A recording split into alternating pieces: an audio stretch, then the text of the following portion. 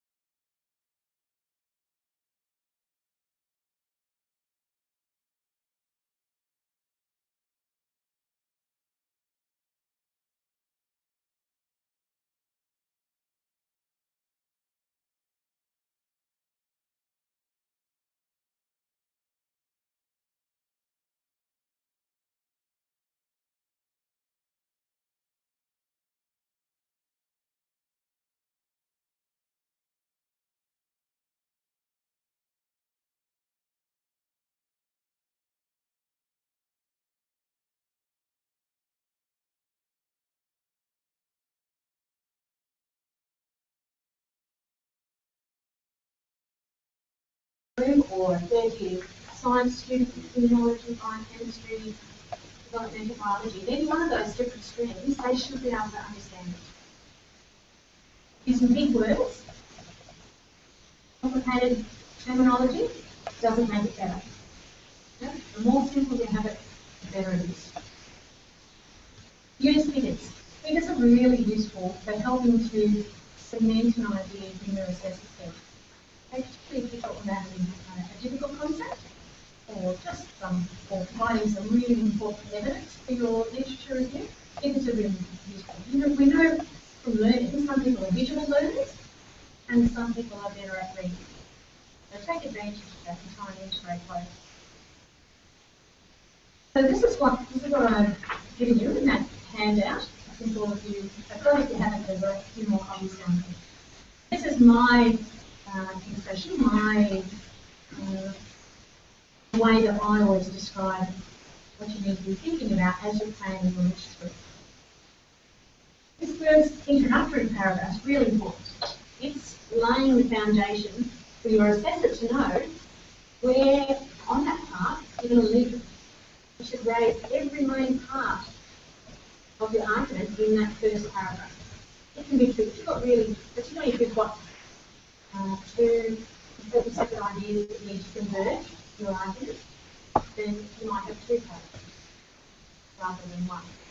But generally, you should really be thinking about your introductory paragraph, providing enough information that your assessor will already know, reading that one paragraph, will already know, basically, that they'll already summarise your entire literature review and essentially know what your hypothesis or aim is going to be, just from that first paragraph. So, actually, we might start on this. Now I've brought this down. I've called this an inverse triangle. So you start very broad. You talk big picture at the start. What's the clinical problem that I'm interested in? Got your introductory paragraph. Then you start broadly. What's the big picture? What am I interested in? For me, lung development infections. For you guys, diabetes, or bone fractures, some public health issues. You talk about what's the scale of that problem, what is the specific problem I'm interested in, and what's the scale of it. So, for me, I talk about preterm and birth. 20% of all women deliver babies preterm. What are the major problems that those babies encounter, and how much does that cost? So you really set the scene in the second paragraph, in the second and third paragraph. So you're setting the scene. What is the main problem on the page? Then you bring that down, you talk about the broad concept area that you're interested in. The next section, the next subhead of your literature review, should be narrowing the focus to, okay, well I've talked about preterm birth, talked about the major problem. Now I want to talk about which part of that problem am I focusing on? What preterm babies face? What are the problems? I'm going to focus now my assessor's attention on the lungs, because that's an important option. Research project about. So that then, as you get further and further down this triangle, you provide more and more detail. So I would say that the description and scale of the clinical problem should probably only be about one paragraph. Now you're talking about a more specific area, that might be a couple of paragraphs. Then if you come down to what's known about this particular problem and what is it like. So we know that this leads to this, but we don't know the link between this and this other step. What's known and what's not known. And we need to describe what is the evidence to support what's known.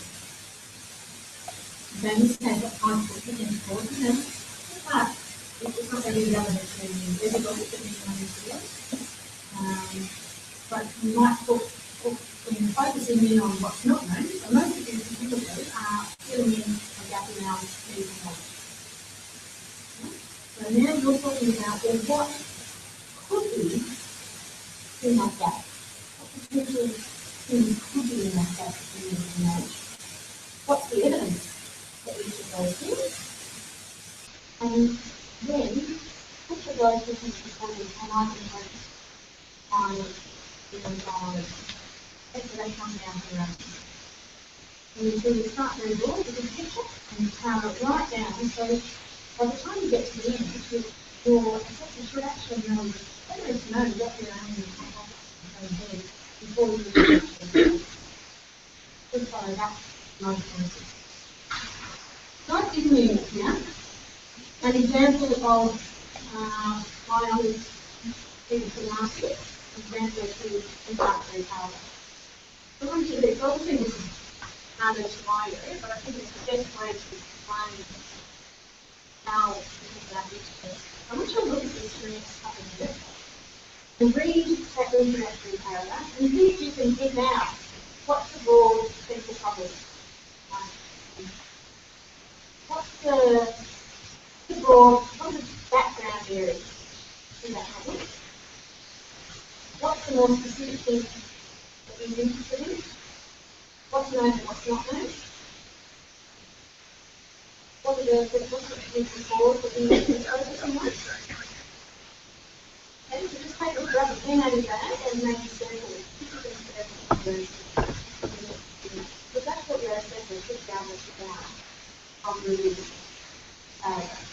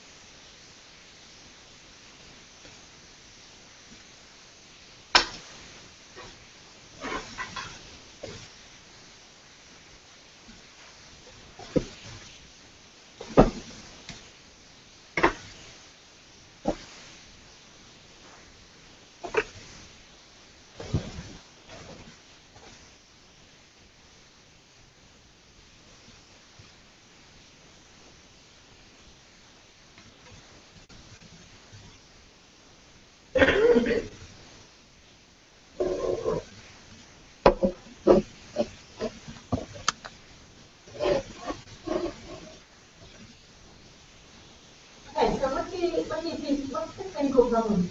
There's actually two clinical problems in this one. Two clinical problems that this thesis is addressing. We don't have treatments for DPT? That's right. Broad legislation.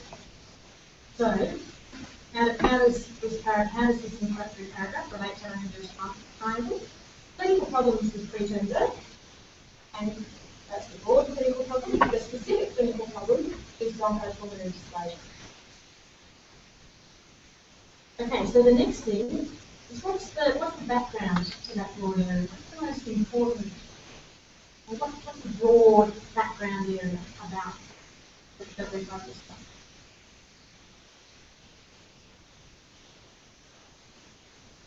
Lungs. That's right. So the broad background is lung health. So the big lung is immature at the time of birth. That's the root cause of bronchopulmonary dysplasia. So our next one, what's our specific area? So we're talking about the lung. Talk about clinical problems. Yep. So CTGF is a potential cause. So a little bit further down the triangle, a little bit higher up in the front. Yeah. And so I'll probably say that's still the broad area. Assisted ventilation. That's right. So the specific area is that these premature babies, they've got immature lungs, you have to resuscitate them to keep them alive. In doing that, we injure their lungs. So that's our specific area. Now, what do we know about that? And what don't we know about that?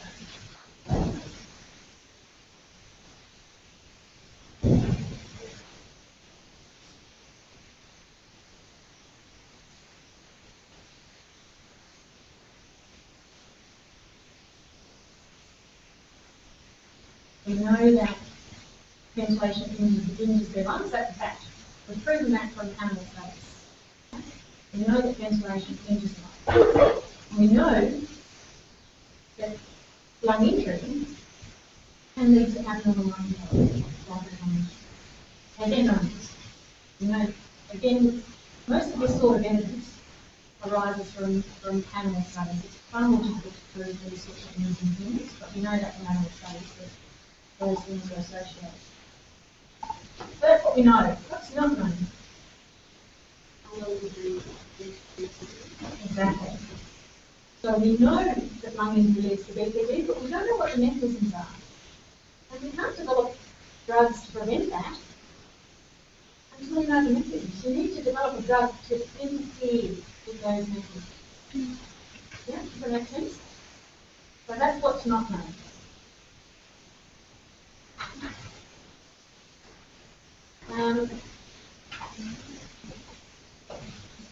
Okay, so that's what we don't know. So what are our potential? What's our potential thing that we're interested in? In one of the you guys raised this earlier. Okay, so what's our potential cause or mechanism?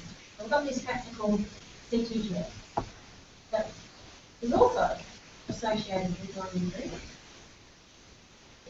And all the evidence would suggest it's likely to be a key player. Okay, so we've moved now from what's not known to what potential explanations there might be, and what's the evidence for those explanations. Now, you don't always put the evidence in this first paragraph. And that will depend on how convoluted the evidence is. And by the time we get to the end of that, it seems actually almost obvious what the hypothesis is going to be. We're going to hypothesize that CTGF mediates the effect of lung injury and leads to bronchopulmonary dysphagia. All the evidence will suggest that. Now we need to go and prove it. Does that make sense? And when you read this, actually all the key things, each of the key points that are raised in that introductory paragraph will be the key things in your literature review. Okay, so if we go back here, the clinical problem, we're going to have a heading about preterm birth. And have a paragraph at least about preterm birth. Then we're going to talk about bronchopulmonary dysphagia.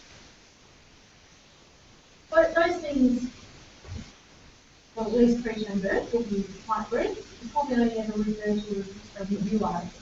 These really big things that everybody, most people are aware of. When we talk about the background to the core area, then you need to spend more time talking about it. So for this particular student, he might have spent 2 or 3 or 4 paragraphs talking about the different stages of lung development and describing what stage the baby is in if they were born at term, what stage of lung development they're at when they're born preterm. Okay, so that explains to the reader why in born preterm the problem is going. Then we talk about, well, okay, they're born preterm. What's the next thing we need to talk about based on that message? On that, sorry, introductory paragraph. So they're born preterm and unmature. What does that mean? It means assisted ventilation. See, next heading. Respiratory support. Then we talk about, okay, well, respiratory support we need to give that to babies to keep them alive, but we know that it injures life. Okay, so then how does it injure life? That would be the next logical question. So then you would have a series of subheadings. You might have lung injury, and you would have a series of subheadings talking about all the different mechanisms by which assisted respiratory support can injure life. So you have to give them oxygen, that's called oxygen tox. And the lungs are sick, that's really forced air in, that can be high pressure, high volume, that can injure the lung. Injure the lung causes inflammation. Inflammation in itself causes lung injury. Okay? So you can see now you're building. We started very broadly, and now you're building with much more detail about each of these areas as you work your way down this road. Then we talk, okay, so now you've built the case. Respiratory support causes lung injury. Now you're left with, well, what's known and what's not. You've actually just described what's known, that lung injury injures the lung, and that you'll provide the evidence then that lung injury is associated with bronchopulmonary dysplasia. Then that allows you to introduce your next subheading. So your final sentence of the specific area, or providing talking about what's known and what's not known, the final sentence will be, we know that lung injury is associated with bronchopulmonary dysplasia, but we don't know how lung injury leads to abnormal lung injury. Okay? So then that gives you the opportunity to raise, well, what could those mechanisms be? So that raises now the next subheading, which in this case happens to be genesis. And each way along this step, you're starting to provide more and more evidence. You're building the case. So have an inverted triangle, which is starting broad and ending narrow, but the amount of information becomes progressively larger in each of those sections. Does that make sense? You're talking about more and more specific detail and referencing papers that are providing more and more specific information. Does that make sense? And like I said, by the time you get down to that final paragraph, it should be really actually quite obvious to your assessor what the hypothesis in your aim is going to be. And they should have basically known that anyway in that introductory paragraph. Okay, so that's I think the most important thing, is to always be thinking about narrowing the triangle down to a specific point, your hypothesis. So now we come back and talk more broadly. And so now your supervisor is the best person to guide you on this. Right? So not every physicist is the same. I'm sure that something in public health would be very different. Obviously, I'm coming from molecular biology, physiology sort of background, a very basic science targeted project, this one. But so for you guys, you need to think about that in the context of your particular project. The orders of these won't always start about the broad area first, talk about after that first paragraph, I could talk about lung development first, the stages of lung development, and then introduce preterm birth after. I could introduce the clinical problem after the first section, talk about stages of lung development. It would flow equally well. Okay? So it's not a really prescriptive thing here. It's just getting you to think about taking it broadly and bringing it to a narrow focus. Now the next really important thing, this is part of saying that you take somebody by the hand and lead them along the path, is making sure you've got clear links between each section. And this is, I think, the thing that's probably hardest in the student, is to really link one section to the next section. So usually, you think about the very last sentence in the previous section, or the very first sentence in the next section, as providing a direct link between those two sections, or from one paragraph to the next. Those linking sentences are really important, and your supervisor will want to develop those arguments. Don't get sidetracked. Don't spend weeks reading up about preterm birth.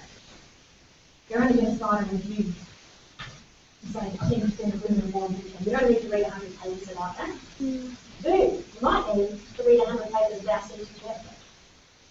Right? So you have to keep these sections relevant, you have to keep them focused.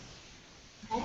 Only include the most important information as in each of those sections as you progress along, and don't spend too much time on that first broad section. You should be able to write that first section, the broad clinical area. You should be able to write that in an hour. Couple of hours, if you're looking through the pages at the same time. Sentence structure is really important. as medical research scientists, we do a lot of writing. So all of our research money comes from writing grants, from writing papers all the time. When we do these things, we actually think about every single sentence, making sure that that sentence is easily understandable. So remember I said it should be accessible to the general somebody who has a third year, probably a third year level of science or more like that. Okay? Reasonably accessible. Avoid long convoluted sentences that go forever. If it's longer than 3 lines, it's too long. Yep? You can break that up into 2 or 3 or more sentences. Avoid ambiguous statements. So just read this sentence.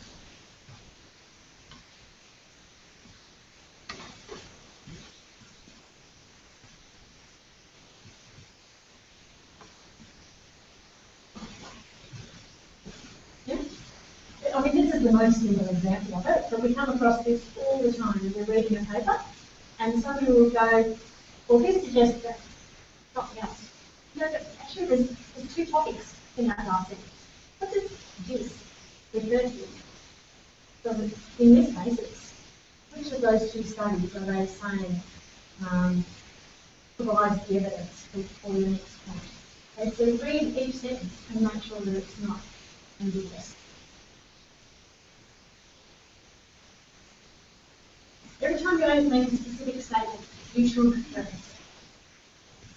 it. Now, there are some things in your very broad background that you may not, you probably don't need to reference. Something like hypertension is high blood pressure. You don't need to provide a reference for that. Yep? You can assume that anybody that's going to read it knows that. You don't need to provide a reference.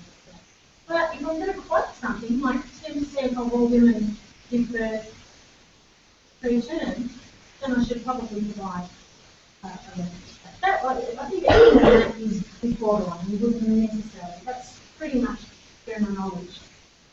Within that, you know, probably not only within my field, but probably how many people can use 10% of all women give birth preterm? Yeah. So then in that case, we should probably provide a reference. Okay? As I said, when you're studying those broad background things, like 10% of all women give birth preterm, being born preterm, you've got the mature lung, all of that sort of thing, you can just refer to a reference, to a review article. Now, you don't need to refer to original articles there. But the further and further you get down your inverted triangle, the more you should be referring to original articles. It might be that in the very first sentence, often when you write a paragraph, the first sentence is actually a broad statement that you don't need to reference, because in the rest of that paragraph, you're going to provide the specific detail. Okay? So you might have a broad overarching statement in the very first sentence of the paragraph, and then you provide the specific detail. As long as you reference those subsequent details, you don't necessarily need to reference this. Yeah. Just ask a question like it's like you're saying something like, you know, premature birth, birth, not baby, based like that. Yeah, so you should be able to find, most of the time, or you should be able to find an article. Often it's not, you might not be able to find the Australian stats, but you might find an article that talks about how many millions of dollars that cost the health system in the United States. Probably more or far more than one to find the actual cost. Probably the cost, probably the American and the Australian dollar. You did not mention the numbers in the same. Yeah, so you could say 10% of all women give birth preterm, which equates to 25,000 births every year in Australia. And that would need to find a reference. But you might not be able to find a reference to how much that costs in Australia, but you could. Preterm births actually, in Australia it's actually 8%. In America it's slightly higher because we're socially economically they have a lot more. The healthcare system's not first. Actually, it's not care, so actually they're preterm births. Okay. Probably don't need to put it in, I don't think you need to go back to where we are. If you can, you can say this is a big burden on top, but that's actually probably pretty obvious. Most people. So if you can't find a reference for it, you can leave it as a really broad statement. But if you can find a reference for it, then that's better. Yeah? And if you found multiple papers which express the same idea, but they're not present in a review article, say that's not available, do you have to cite multiple papers or just pick one? And if so, how do you decide to pick? So generally, if it is a big picture like that, then you'll find usually nearly every one of your major cancer problems that you're talking about, there's probably a clean review article. So you probably want to try and find one that's very recent, and definitely one that you've been able to download and read.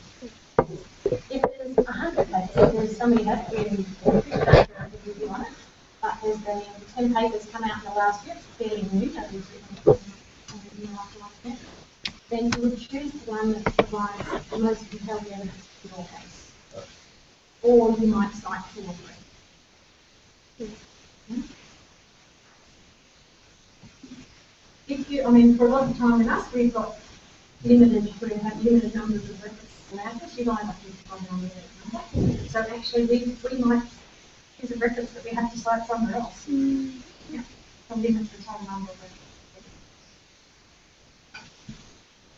This last point is also, it's very easy when you're an honor student to go read the abstract of a paper, you go, oh yeah, there's the evidence, and just write that down.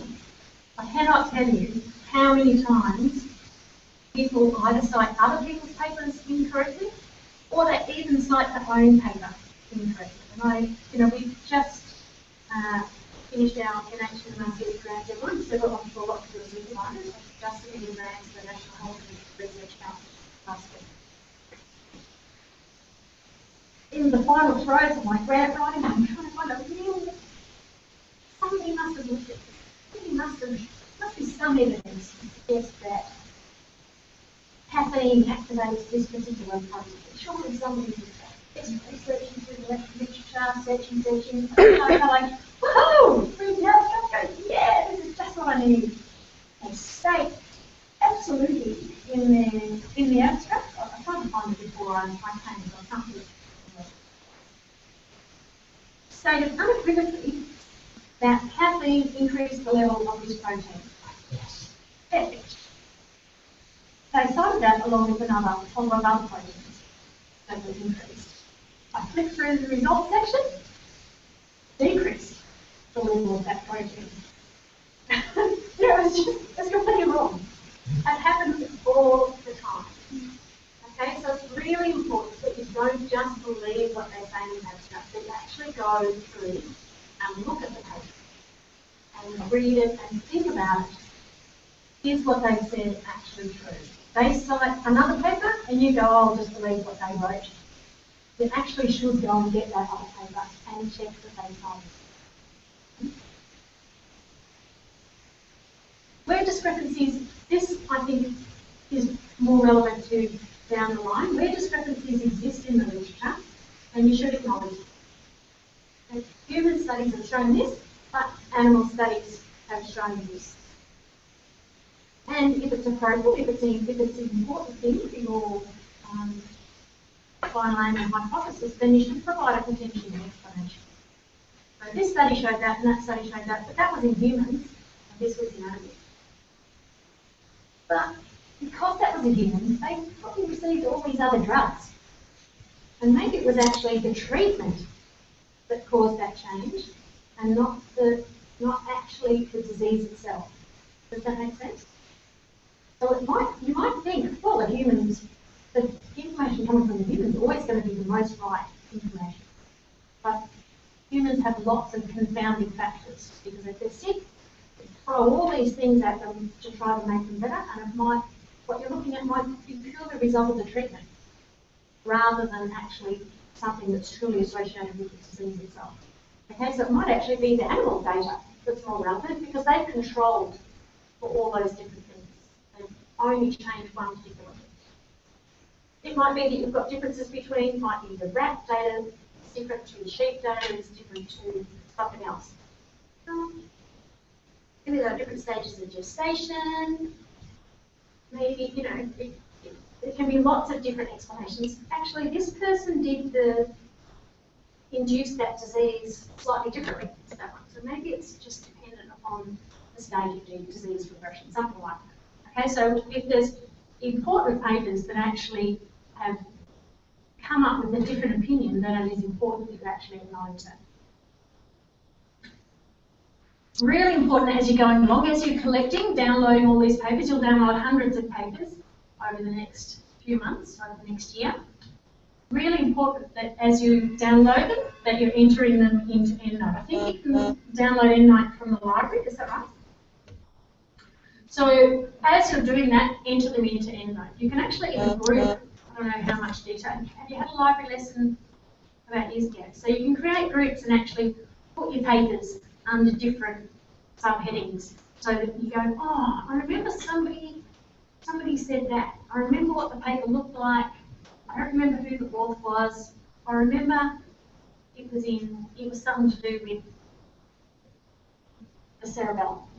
Okay, you go to your little cerebellum group and there's 10 papers in there, you go, oh yeah, that was it. Okay, so the more time you actually spend entering this information early on in the year, the much easier it makes your life later on. As you're writing sentences, either enter them from EndNote directly as you write, or write the name and the year, and maybe even something about the title in your brackets if you're entering them using EndNote straight away, because you'll often find you might end up with 3 papers from the same first author in that year, and then you have to go back and reread all 3 papers to remember which was the relevant one. Just looking at details, one other thing that you can do is actually write in the PubMed. Yes. I find that's a really good way of identifying. Yep, that's right. So, but whatever you do, make sure you write it down. Just don't write a sentence and go, oh yeah, I'll remember which paper I got that information from, because you'll come back towards the end of the year with hundreds of papers to try and figure out which was the right one. The other important thing is to try and set up each of your headings to automatically be in a heading format. Okay, does somebody talk to you about doing that, or is one of your other students going to talk about that?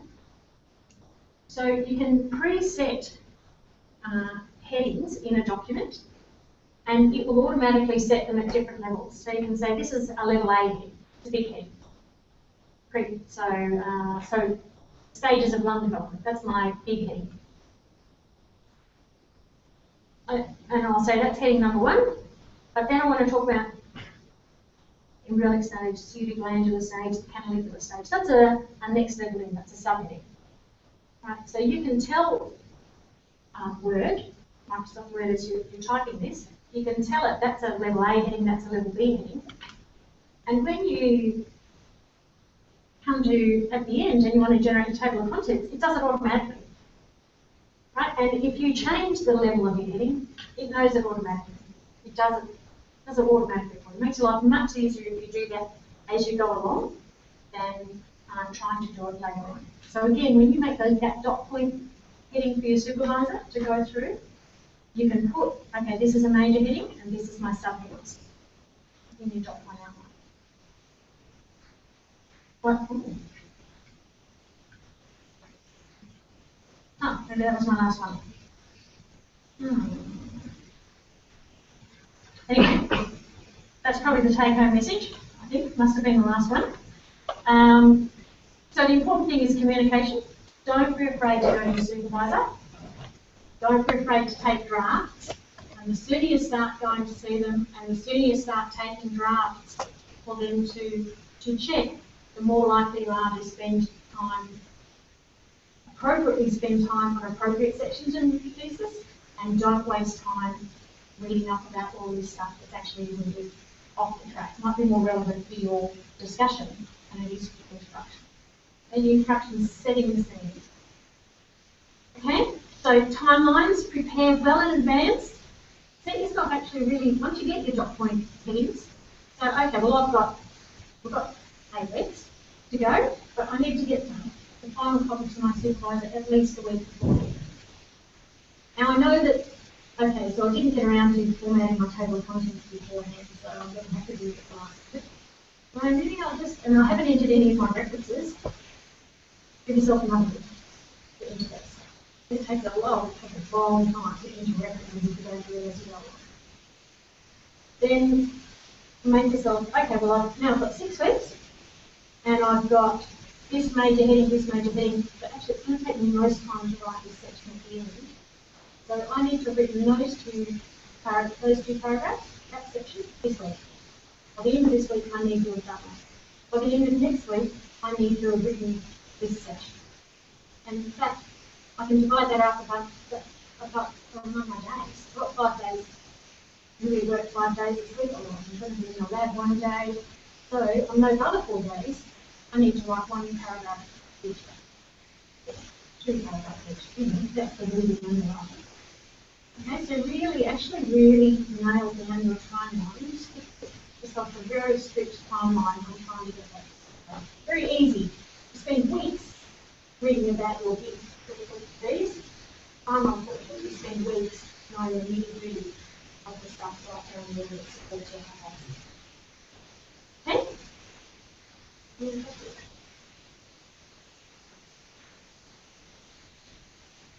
Okay? So as I said, the example that I've given you is a fairly specific example. You just need to put that back in your own context and speak to your supervisors about it. They will provide the best, give you the best idea on how to structure your instruction. Okay. Thank you.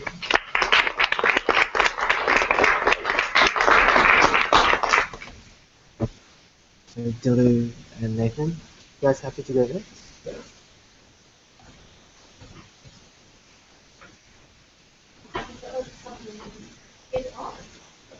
But like I said, you don't necessarily, you've got questions, you're welcome to email me. But I think, it's a supervisor and needs to be interacting with people.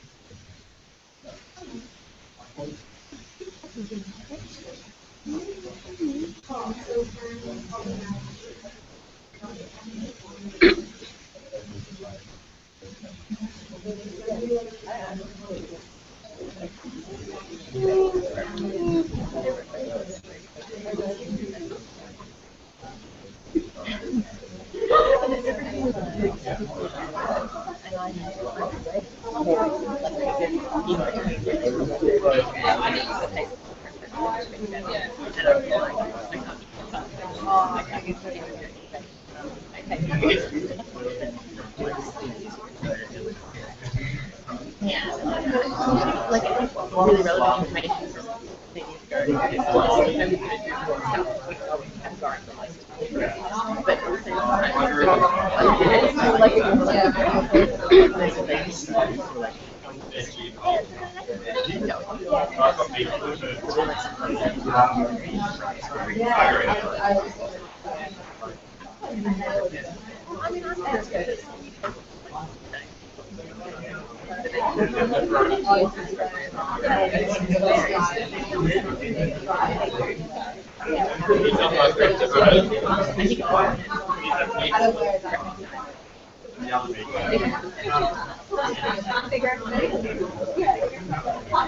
What did you end up doing on this paper? I didn't do anything yet. I just don't. But same initial as well? No. But one of them was in like health and safety or something. Okay, well. Something fine, so I don't understand.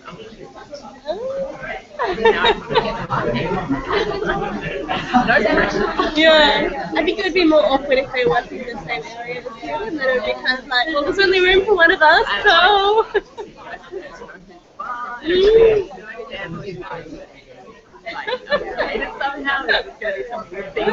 Maybe it's just a sign from the universe that everything is going as planned.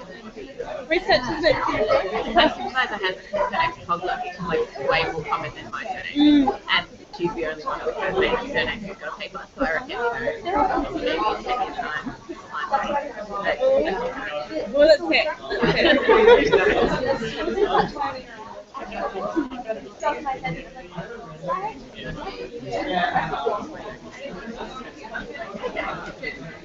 Yes.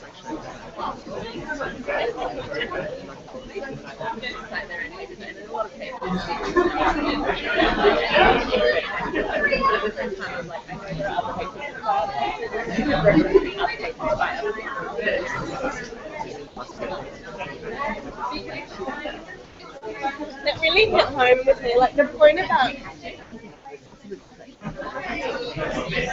Really? Often they've done background work which is relevant to your research, like often they've done background work which has led them to create this project.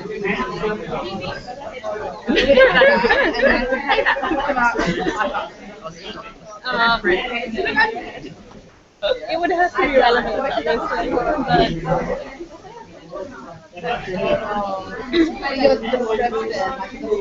No, I know. but I guess especially if they're doing research in your field, you probably should be reading a couple of their papers that are relevant. But my topic is so not the whole reason I wanted to do my topic is like done anything like this before where you just know like if that's something like and my supervisor has got shoulders done. This is the anatomy of the shoulder. It really hit home for me though, the point about like not reading extensively on things you don't need to read on. Yeah. Not wasting time writing things you don't need to. I was like, I know. I've given myself the end of like exclusively read. yeah, that's what I've done. And then start writing. But I keep pushing the deadlines out. I'm like, oh, there's just so many papers. I have such a long list of things I need to read and people keep recommending me more and I'm like, oh damn it, it's cited that one. I've seen it cited a lot. I'm going to have to read that one too. And I haven't got stuff on that one. Luckily, my specific topic, my topic is that's interesting to you. I'm looking at proprioception in the architecture. Yeah. Because we can't measure proprioception very accurately, so the papers are like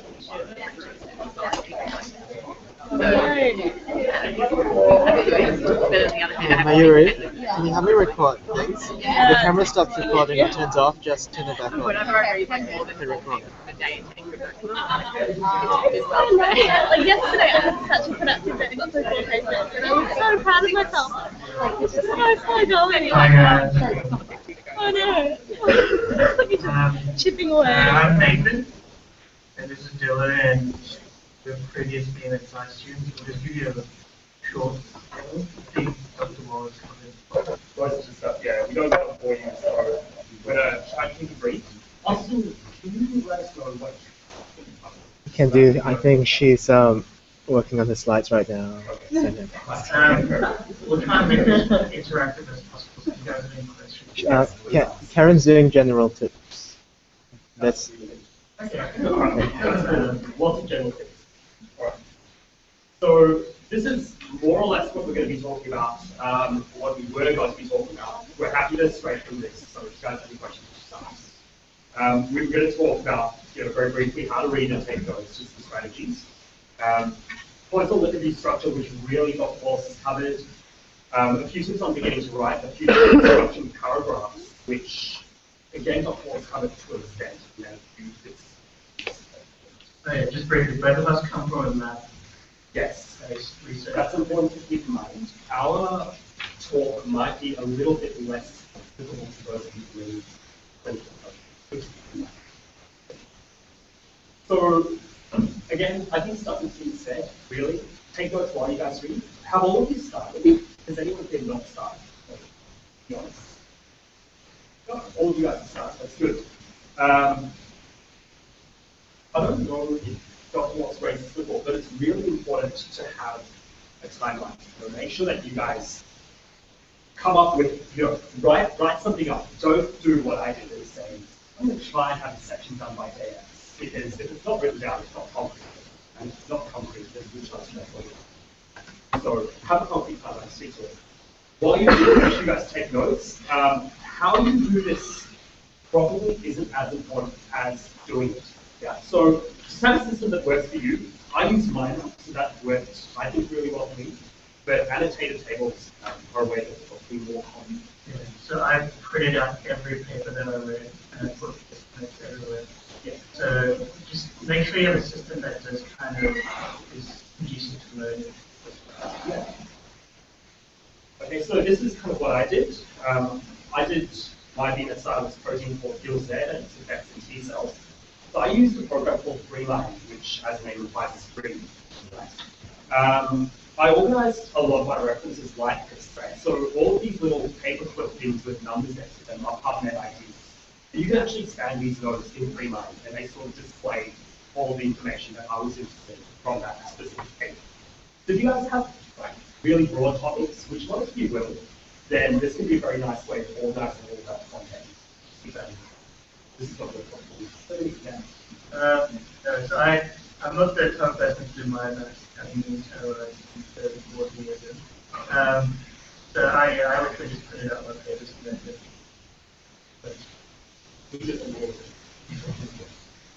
Okay. Okay, with ordering topics, this was something that I really struggled with when I was doing my review. I was one of those people that Dr. Walls mentioned earlier that had a couple of topics that didn't, connect so well. Part of that was because my supervisors wanted me to cover both of those topics, which is okay. But I really had to think about how to order them in a way that made sense to an assessment. And so one thing that I can really recommend is actually make a broad chart of the topics and, write out the headings and just make sure that you are representing them. yeah, Dr. Wallace said you reading them on book. The person who's marking your review might not be an expert in that field. You don't want to overlook. What you don't want to be doing is jumping around different topics. Okay, so this is pretty much what was said in the last presentation. Do you guys have any questions about this? No? Yes?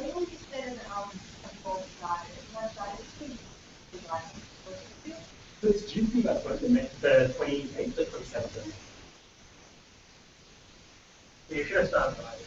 Probably, yeah. Really early stages, right? And then you should have had it in your first draft within 3 weeks. Yes. Sorry, within 3 weeks before you do that. I mean, it depends on the supervisors in a way. Some supervisors will want to see more drafts than others. I remember being specifically told, I don't want to see more than 3 drafts. But some supervisors will be different. They'll say, you need to send me a draft of this section, and then I want to see this section, and then section Z, whatever. So I guess just bear that in mind, and realize that you will get a lot of feedback, and often takes a lot of time to act. So it really depends. Any other questions? Oh, let's keep going.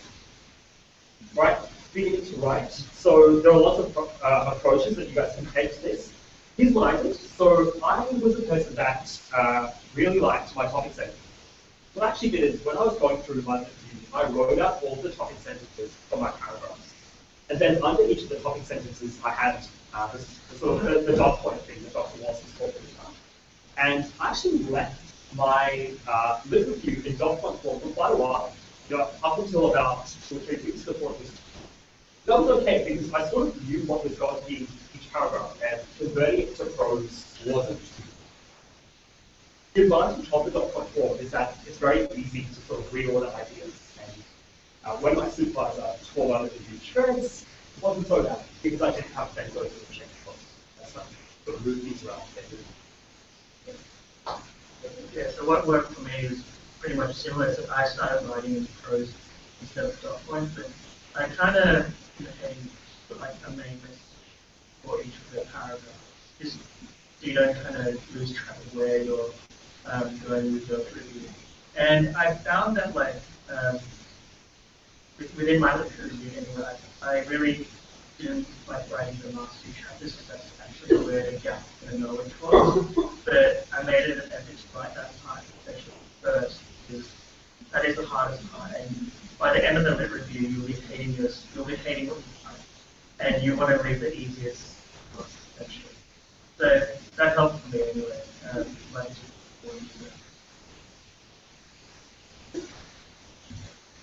Okay, so a little bit of structural paragraphs. I think look, this isn't a perfect example by any means, but I think that this paragraph illustrates a couple of important things that you guys should think about. The first is having a topic sentence that I think in a way flags what the paragraph is going to give out. So this paragraph, I mean, don't follow the specifics, but I guess maybe okay, have a read of the first sentence, and what you guys will realize is that it's quite broad and it does sum up the rest of that. And at the end, I actually have a linking sentence. So I say, these copies alone are sufficient to arouse interest in Gill's and constant substitute. And that, I think, ties everything together and just makes it easy to read. That's what you guys want to do. And use a lot of linking words like although, though, hence, or, aforementioned, However. Yeah, use those a lot. The markers really enjoy it.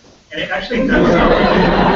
And it does help with your paragraph. If you have like a number of paragraphs, you want to still pick the same thing with your just by linking them together, you'll go, oh, you're guiding me through this. Yeah, so this is my main contribution. Yeah, I mean, it's pretty much general medical things. Don't try and type all of those as being like that. It's ridiculously boring. Not good for your health. And the result won't be. Yeah, it's not going to be as good. And, well, for us anyway, with our lab projects, you'll be looking down pathways that are really, really simple. You'll try to talk to me about it. I have no idea what's going on. You want to try and keep the language as simple as possible, but also to the point, because, as I said before, the market may not be specialists in that sort of thing. You need to define what each of the solution one or some user what it actually does.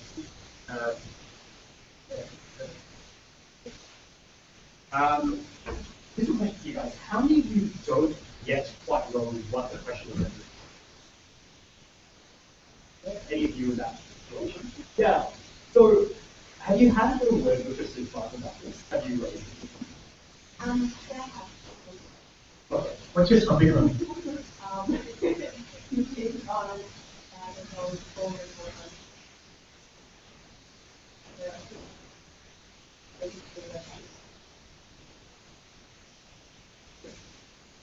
You apply for ethics? Ask them for the ethics proposal and should help you with the actual whole of the official functions. They generally have to do it through The other thing is, so if you guys aren't quite sure what the question is that you're trying to answer, that's problematic because it makes writing the type of literacy that of course so if you don't know what it is to answer, how you want to look at it, the relevant literature, you might just end up with a crazy whole bunch. Try not that out because it owns you. To what extent do you go into research testing, methodology, and like something like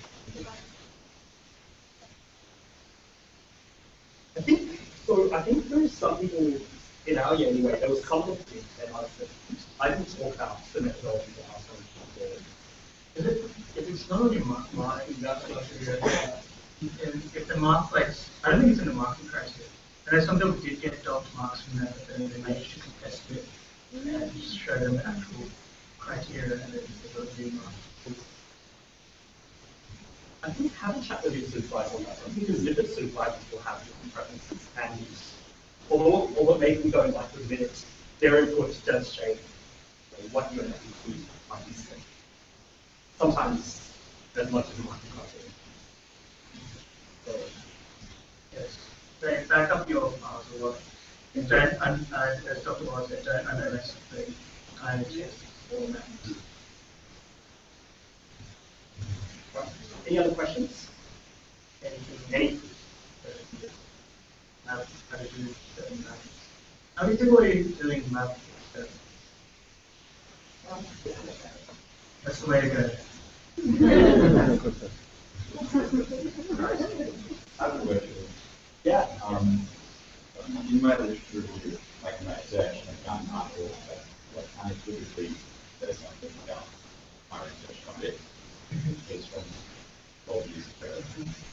Is it a groundbreaking article? It's like the like a follow up paragraph. Yeah, I was like, that's So, does it answer your research question? yeah, there's a test on my testing.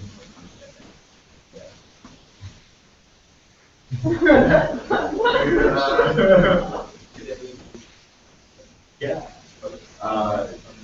There's like something that's cool. Okay. So that's always considered a question. I'm surprised your supervisor never saw it. It can happen. Yeah, like, fine.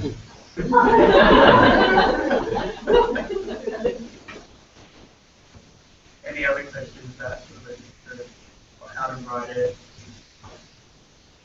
Yeah. My supervisor wants to look for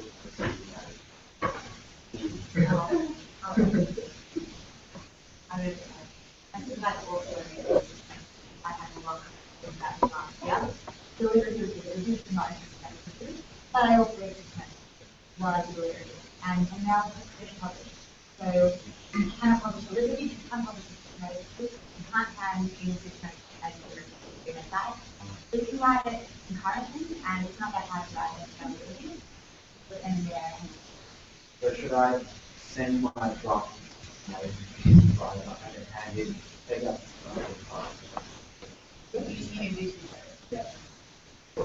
Your supervisor should know.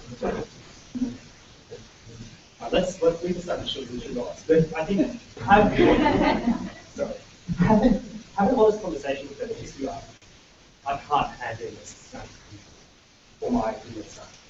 I think the point is you can do both. Why not? Then just talk to your supplier. Yes. So in my project, I'm designing a new text to the appropriate section at the shoulder. So my lit review is going to be on previous tests and things like that. So the research question I'm asking in the lit review isn't the same as my project as such.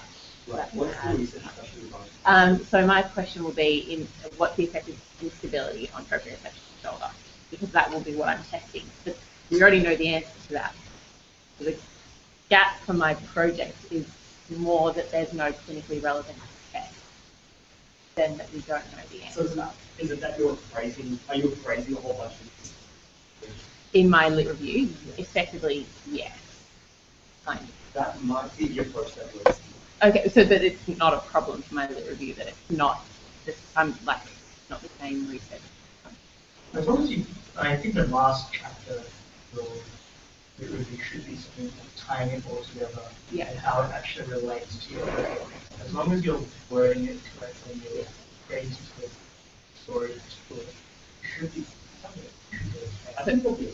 So making my lit review justify making a new text enough.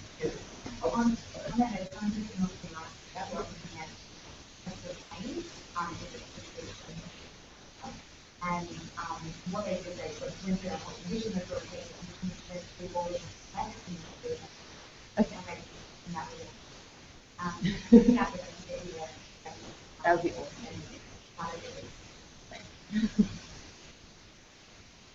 So Pari has a question. Okay, yeah. What do you do if you're writing about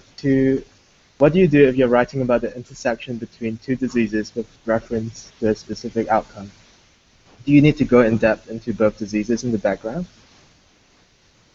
So again, I don't know. you don't know. So it probably depends on the nature of the interaction and the extent of the interaction. If a lot is known about the interaction, then talk a lot about the interaction. If not much is known, you should probably try and hypothesize a little bit. Like two rare diseases. Yeah.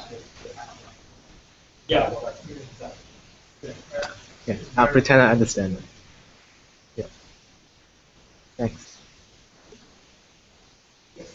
I feel like sometimes it's like, I'm reading with the article, and each article talks about other articles, and then I end up with pages of things that I should read, and then I've just got so much stuff to read that I just want to quote it that I don't even know what to do.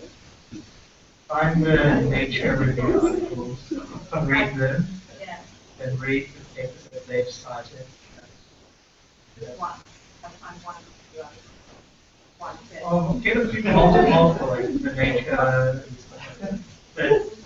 But I think that's how I did my whole thing. That's how I did I read a lot of review articles, and then within the review articles, like some of the papers which were very important, they keep popping up. Then those are the ones I read. But like, I'm not going to read like some obscure journal based thing. Are you really forcing yourself to think out what's important to you? Look, it can be hard. I think this is where sort of having that really set concrete question to ask. Every time you read an article or an abstract, let's say,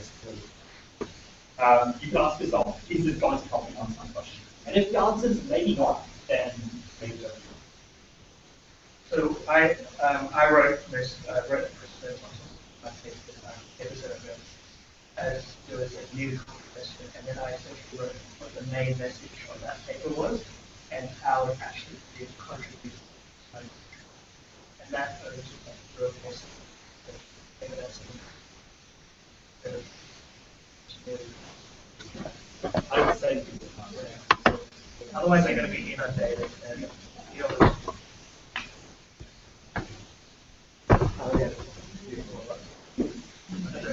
yeah. So to what extent describe studies that evidence, like how much do you write about these That back up what ones. Yeah. They are probably the best ones to focus on. At the same time, it's important to give consideration to the studies that are reviewed. So anything that's closely related to your research question, you should probably focus on. It obviously depends on the number of publications that exist as well. So if you've got 50 that kind of relate to your research question, then you can't afford to go into as much detail about all of them. But if you've got a couple of landmark studies, then you should really focus. Can you summarize your study? So I've often been warned against summarizing, because people often tell you that you shouldn't do summary literature.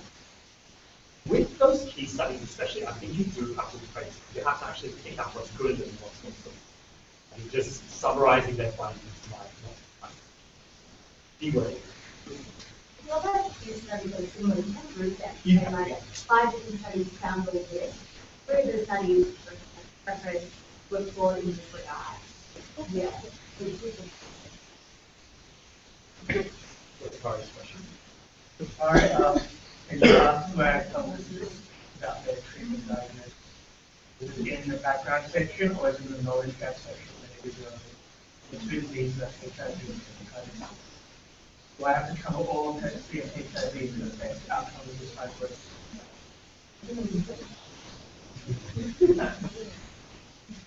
I think just vaguely put it, really like a little bit about like this is HIV in a nutshell, this is drugs that have this is in a nutshell, and then like chat run HIV, chat run Hep C, chat run the relationship between HIV and fibrosis, chat run relationship between fibrosis, and then another chat run fibrosis and the relationship with life.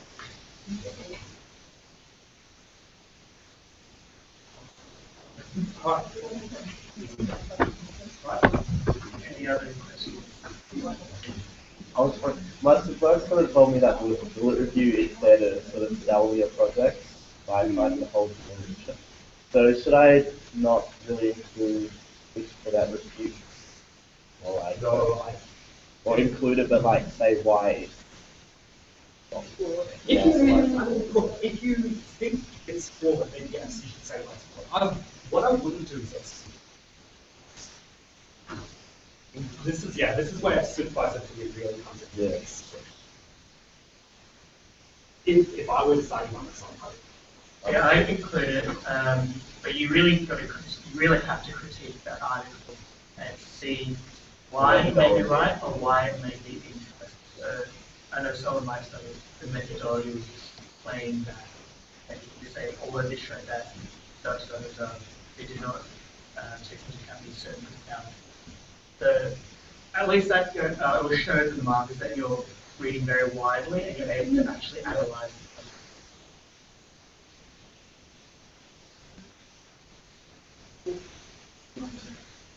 If you have any other questions.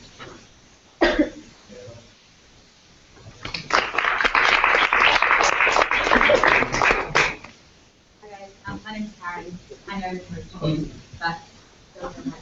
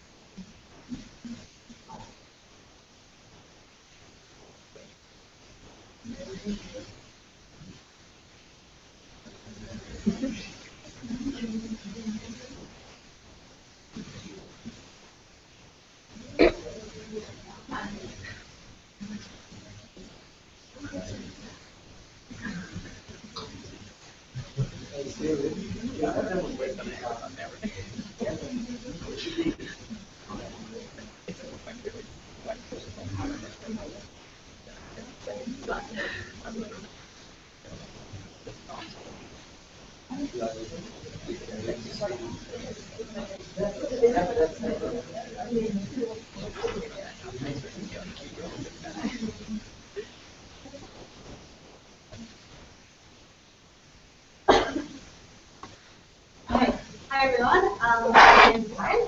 I did my BMS side last year, so I really want to break some of you guys. I did my BMS last year, I did it before fourth year, which is not the norm to do. Obviously, really loved my year. I will preface everything to say I did public health research, so quite different to what a lot of people are doing. But I think a lot of the things that we do still stand. So, also, I know that a few of you are stages. Some people would have already been writing it, and some people haven't even started writing it yet. Everyone's at different stages, so starting some will be full information for okay. The very first thing is be organized, like really organized. As Jack was saying before, you kind of start to get a reference list trailing. So you go to one reference list and then you find like another paper and then you go to their reference list and you kind of just end up like not knowing where you started from. So what I did is if I read a paper and they referenced something else, I would copy and paste quotes from that paper and write the reference afterwards as like a you go back to that. And I'd have the quotes from it, so what I would do. So for example, that paper would say, abortion. So when I was like, you have abortion, I would put it. Does that make sense? Yes. I'd say I'm back. And close back everything up. On USB, email it to yourself, save it, and then file implementation. This is really bad for the data how it happens. Read example literature reviews. So get up on MUMUS and read other literature reviews that were written before. Usually you're going to, even if they're nothing to do with your copy, you'll see how they wrote it. You kind of get a vibe of how they work, how the content works, and how the literature works. Will help you grow. If anyone's stuck on finding a literature review that's relevant to you, email me. Just in a Facebook or on the web contact me, and I know what you do my side, and I can find your topic. So mine was on contraception. I found someone who got me that did it on something to do with contraception, like one rapid community. But it was a good kind of, it was like a little clue that the comfort that they always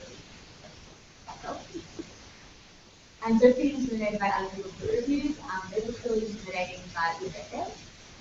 Yeah. EndNote is everything. Oh, by the way, EndNote is the best thing you can use. There's no one who's paper rating. I like to note. You can put everything in folders. And then you might use it every once. You can do like Alt F2 and then references is there. And all done. Great. And the way to use EndNote is in an unformatted way. So when you're writing, you don't want the references to be appearing unformatted. When the references just be there, and you can format that into references later. Does that make sense? So what you can do with EndNote is you can either say a sentence and it has a reference next to it in brackets, or you can write reference, it has a number next to it, and then it has reference at the bottom. While you're writing, have a reference next to it. It is easy to create new references as you go, you'll scroll down and along. So do that nicely. I think all the titles in my endnote, like the best ones, the main ones, but please be desperate for the extras and the notes. And then table forms the first two categories, download the video. So you just have it on the computer, save it under logical title, always take it. Yeah, a couple of minutes extra work every time, that will be something. So that's like one internet after that's it. And use the librarians, they're really nice. Some of them, like I've heard once that one of those librarians said that use them if they want to be written on paper. I don't know, they usually don't. Usually they're really nice and I'll talk to this after. I'm going to be after this. You can't review a literature review, but you can read references of other reviews. So one thing that came up a lot was looking at other people's reviews. It was like, crap, I can't just like say what they say. You have to use original sources. But you can take the things from systematic review and different sources. For example, systematic review that looks at, this whole topic of abortion found a general theme of X, or a general theme of wasn't X. And so you can talk about the comments, but in general, shy away from reviewing. So things to provide this. So is that even for broad statements then? You can't cite your review? Cite your review. I would say you have to be very specific. In systematic review that looks at this, they can't listen. Yeah, so I would generally shy away from that and they should supervise it, but mine was like, yeah. Tabulate everything.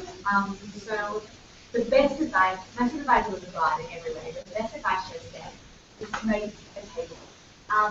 And I created this table every single time I read a paper, I tabulated. So I was actively reading. It was kind of like writing this or reading. But what it meant is that I had to keep recognize whatever paper I read. So what I would do is I highlight the paper. So I write down what studies called, being maintained, the method that they did it, the participants, and where the located, relevant to myself, relevant to the large class, the results, so policies that were relevant, outcome and conclusions that were relevant to this, and the gaps. So what?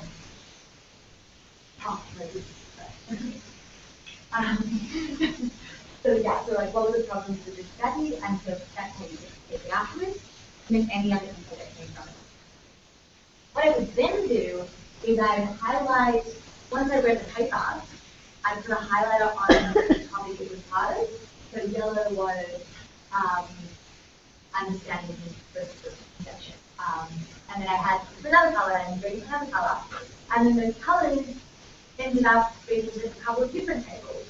And then those tables had colors, and by the end, I kind of formed the structure on my lit review with these colors and tables. 4 stars on it was a 4-star study, so really good study. But using this way, it's kind of great structure. I think humans are review, the structure is still happening as you go. I actually changed the structure of my lit review when I did my actual reading book system. Then I can change that into the last page. But you still have it. Really recommend the table. So right at the table of content, it's really good thing to do fairly early on. You get a really good grasp of all the different sections you need to fill in. One of the things that I told them to do is right at the table of content. So you've got that there, then copy it and paste it on a separate document, and then have like a bit of space underneath it. And every time you have like a random sentence, or a random line, or a random study, just place it under that. Yeah. So, let's say kind of like, understanding conception with using the pill, disliking the pill, and then I put like, disliking the pill stuff like, get the quote, look at this program, and then it's like, so kind of it's like forming this space. Does that make sense? Like really investigating this space. And when you write a table of content, you want to think of it as a drum roll. So everything is kind of like building up to like the big moment where you find out like what is actually the question. So what I did is I wrote like an example of study that you can do and how to write a table of content. So how many people have written a table of Okay, awesome. So maybe we'll have it. Yeah. So this is just an example. Also because I saw this case the other day, because I'm obviously I had a really. So let's say this is just a topic. I don't really know much else about the topic. But what do we need to know? Well, we need to know about ectopic pregnancies. Oh, my goodness. We need to know about the etiology of ectopic pregnancies. We need to know about marinas and IUDs in general, so talking about copper IUD, mini marina. We need to know what the other risks of marina are. We need to know if pregnancy with marina in general. And we also need to know if there's any other studies about ectopic marina. Yeah, so we've broken it down like that. So I made a little table of contents, just putting all those topics together. So you need an introduction. Everyone does. It's pretty straightforward. Then you can talk about ectopic pregnancy, the etiology, the clinical presentation, the treatment, yada yada. Then you can talk about IUDs. Then you can talk about complicated marina, and then only in chapter 6 is actually talking about ectopic pregnancies in marina. So why did I want to show you this? Because firstly, you can see that making a table of contents, you can often do it without even thinking about your topic. But you want to kind of think of all the different things in your topic. So let's say you were really overwhelmed, really quite stressed. You can easily get a couple of days and just write a paragraph or two about ectopic pregnancy. Yeah. Or you can just write a paragraph about the copper IUD. Even if it's relevant, we'll still need to look that up. And then you just write a paragraph about what is in marina. So what you end up happening is you have all these paragraphs which don't think are about your topic, but are necessary for that overall genre. You can't talk about a topic in marina if you haven't first talked about marina and its topics. That's how I make sense. Alright, the language, we've probably been spoken about this a million times, but the language has to be really, really simple. Can't be wishy-washy. You keep the suspense, but it is not a history novel, so like really scientific. I think you guys spoke about it before, but yeah, every time you write a paragraph, just write a topic sentence, like this paragraph is about this. Like obviously not. Like topic sentence, then the rest of the paragraph, and one theme per point. One theme or point per paragraph. In terms of tenses, this is surprisingly a very contentious issue. You write it in present tense or past tense. I wrote it in past tense, and I think the past tense, which was found that, which was found that. Other people do it present tense, just leave it consistent. This sentence is less than 20 words, and don't use it. But do not. This is not going to read through it, but I put a slide in because I had this document. I can use the slide, but literally every time I wrote, I had this document in, and I just like look at all the different ways to structure a sentence. And I made this by going, is there anyone visual?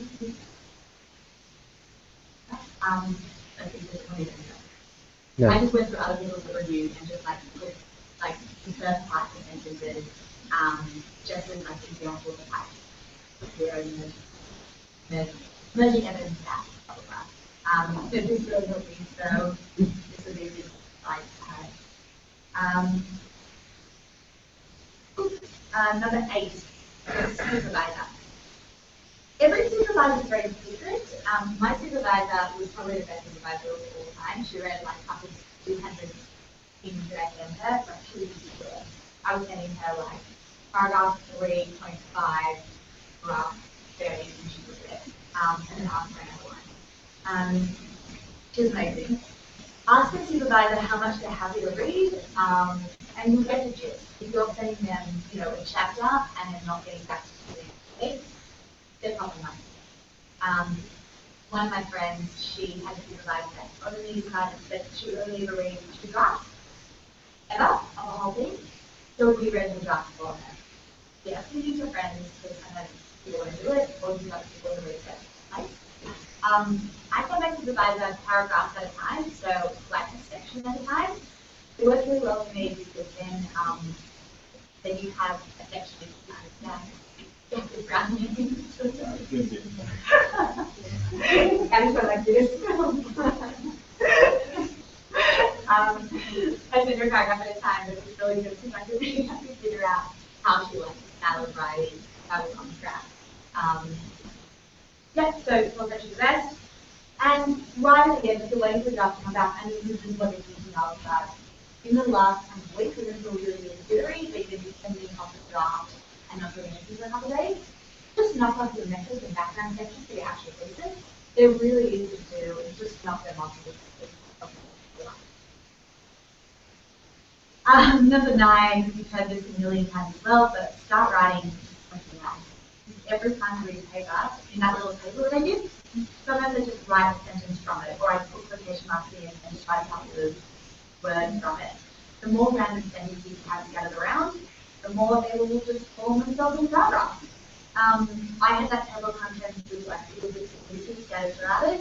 It ended up kind of just forming itself, and when I went to kind of sit down and write a section, I found that I had quite a bit already written, so I've written random just here and there. It does take a while, as you guys probably know. So don't say something like, okay, well, it's Thursday today that I'm going to sit down and actually write a little bit of this at a time. It takes a while. And this can really be, but when you're doing your oral presentation, yeah, really good thing to have to present PowerPoint, which I think I tried to do very basic here, but a couple of sentences per slide. That's pictures around there. Yeah. And finally, showing you here, doing a bit of essay is really like the best year ever. One thing that I'm really, really glad I did is I got really involved in my research unit. So I turned up every day at the start. It ended up being like 2 or 3 days at the end. But kind of like, get to know everyone there, go for lunch with them, they're presenting something, support them, come along, stay the meeting, go along, stay to work in progress meetings, go as well. I got really, really involved in mine. It wasn't very nothing else to do. But it really ended up being beneficial, A, because like I loved the year, because I really loved everyone. Like when I just put my desk in like music tickets, or like, one time like I ripped my skirt and it was really embarrassing. I didn't have anything to wear, and I knew everyone in the office and they were really lovely about it. And also one time I was really stuck on like if I didn't know anyone in my office, it was really hard to do. And then one time I couldn't figure out how to do an analysis, and my supervisor couldn't figure it out, and I was freaking out. And then one girl who was mate with for gave her a list one time spent 2 hours after like it was closed and just worked through it with me. That was really nice. And when it got to the point of writing my actual thesis, I had a bunch of people in the office who offered to read it for me and read my papers, because I knew more. So I think it's really good to go about it. Also, if you have an office and a work environment, you're going to want to go there during the day. And if you don't want to go there, you're going to end up just doing the research there. It's a lot more focused on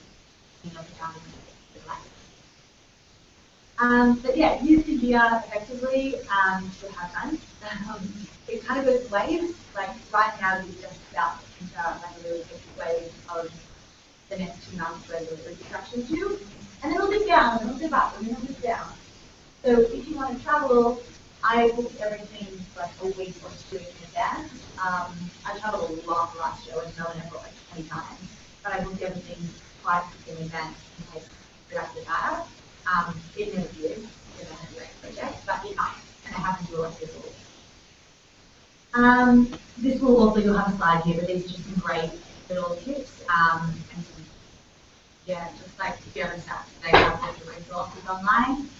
And final word is just back things up, but you cannot back things up enough. Does anyone have any questions? I know you asked a lot there, but feel free to ask anything else.